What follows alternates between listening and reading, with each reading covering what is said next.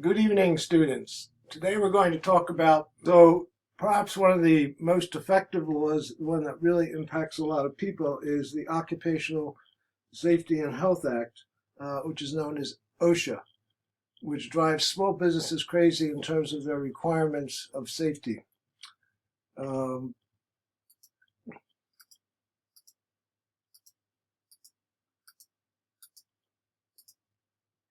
So the new and latest implementation is for employees operate under a new social contract. Downsizing, outsourcing, right-sizing, restructuring have left little stabilities in companies. No longer a job for life. Subsidized benefits are decreasing. Employees are expected to be self-motivated. Organizations have to be created. New appraisal processes are required. So the old job, you took a job and you got your security, you're a cog in a machine, and you did your job. Employer provided some standard training, a standard compensation package, jobs were routine, there was limited information and authority. The new situation, personal responsibility, partner in improving the business, you need to develop, keep learning, and improve your skills. The employer has to have creative development opportunities, lots of different career moves to keep you interested and challenging assignments, information, and resources available. So the big challenge for every company is to become an employer of choice. Organizations that people want to work for, like Google and Apple.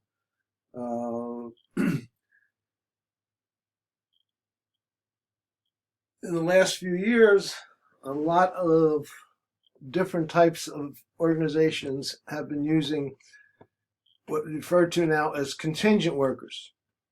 It's a nice term for a part-time or a temporary job.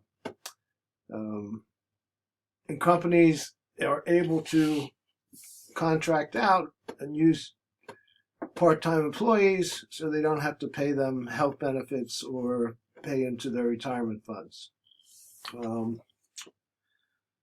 And sometimes if companies can't get the talent that they need, they buy another company that has that talent.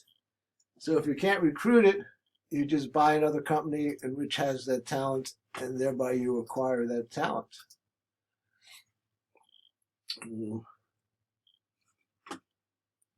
So how do you attract an effective workforce? So human resources has to do a lot of planning in terms of retirement, growth, resignation. Decide on what types of recruiting sources will get people to their company. Select the candidate, application, interviews, tests, welcome new employee, and then match the employee with the company. The employee's ability, creativity, employer's needs, inducements, the employee's needs, what point of their career are they entering the organization, personal values, promotions, outside interests, all these play a role in matching the organizations with the employee. Okay. So a lot of technologies are emerging to enable human resources to do now this very sophisticated planning in terms of vacancies, turnover rates, and what will be the type of talents that are needed for the organization. Okay.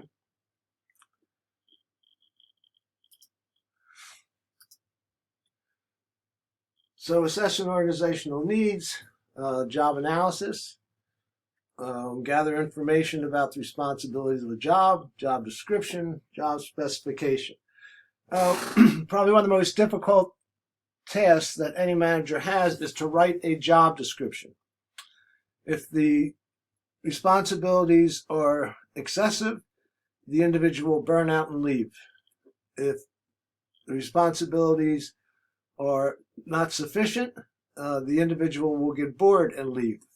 So it's very important that the job description is sufficiently challenging.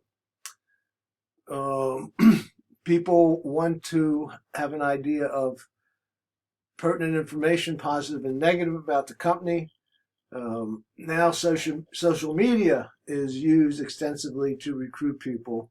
Twitter, LinkedIn, internships, low-cost labor for valuable work experience, but also internships are important because companies tend to hire people that they know.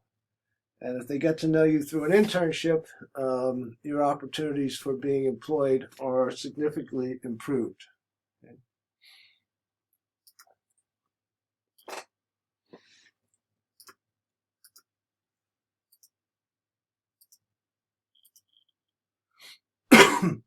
So in selecting people, employers have to assess, excuse me, how the applicants will fit.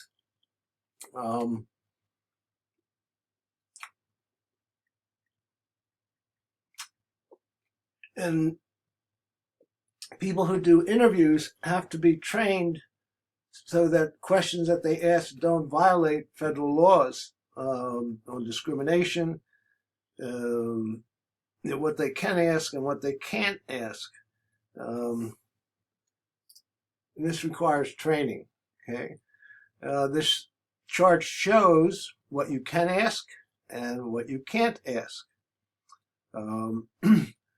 You can't ask anything about race. You can't ask anything about religion. You can't ask anything about marital or family status. So you have to be very careful, because then the individual can sue you for violation of federal laws.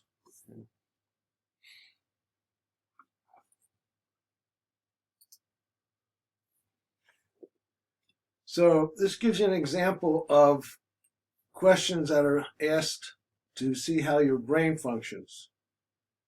And they're looking just to see how quick you can think or your pattern of thinking.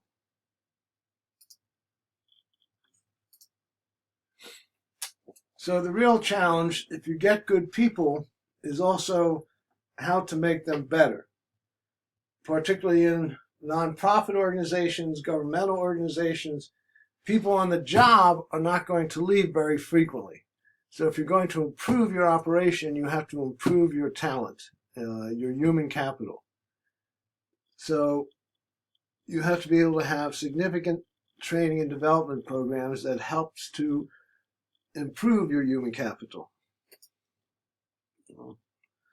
So now, as you can see from this chart, there are lots of different opportunities and ways in which now to help develop, promote, and grow your human capital.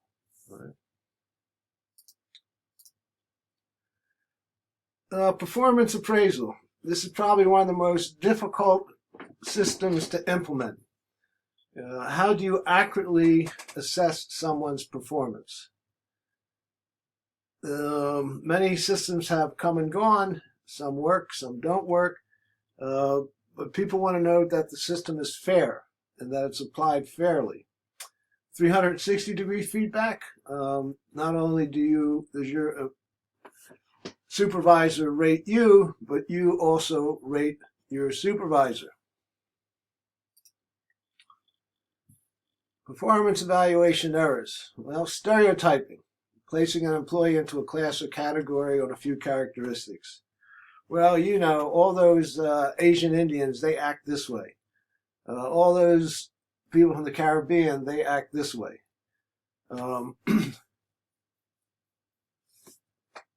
So you have to be careful about stereotyping. Then there's all types of different rating scales. We could probably spend a week just discussing different ways of evaluating people. And new systems come up all the time. Compensation. One of the biggest problems here is that a lot of people tend to make the mistake of thinking that their salary is their compensation. And often a job that may pay a lower salary actually has a larger compensation. So you need to look at not only what the salary is, but the value of the fringe benefits. In a good company, your fringe benefits will probably be worth at least 30% of your salary. Okay? So there's different types of compensation systems, job-based, skill-based, competency. What people want is fairness and equity in terms of their compensation. Pay for performance, this is going to help raise productivity and cut labor costs. It makes it a very competitive environment. Benefits. This is something that we've come now to expect as part of a compensation program. Social Security, unemployment, workers' compensation required. Cafeteria benefits package allow employees to select benefits for themselves. Benefits have been cut in the last 10 years due to the recession. And companies are dropping employee-sponsored coverage due to Obamacare.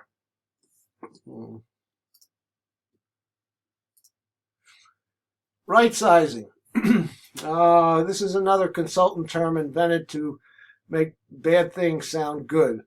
Right sizing is actually laying people off, cutting down the size of the organization. So instead of saying that the company is shrinking or we have to have layoffs, they introduced the term right sizing. Actually, the company was too big. We need to make it smaller.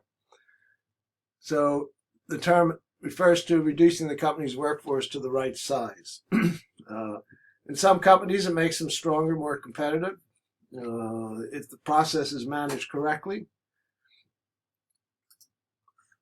Termination. Sometimes employees leave voluntarily, retire, or let go if there's a layoff, and some are fired for poor performance. Poor performing employees can be disruptive, cause problems for morale.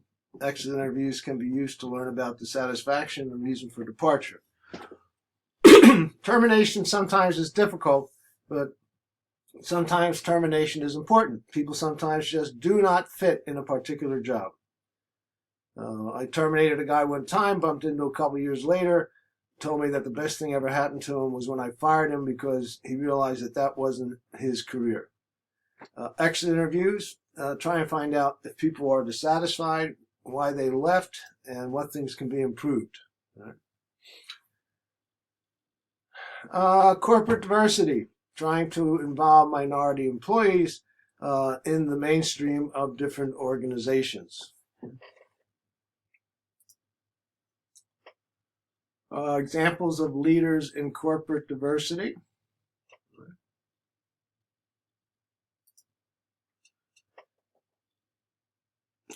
Diversity in the workplace brings a number of different values.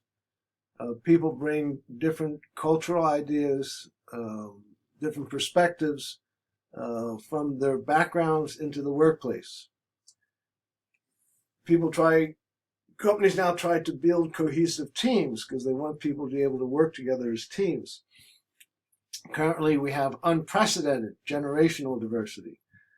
Aging workers, increased diversity, growth in women workers. Most people don't realize that there are more women in the population than there are men. There are more women graduating from college than there are men. And we have people now who are not retiring. 62 used to be the age that people retire at. Now people, because of finances, because of good health, are not looking forward to retiring.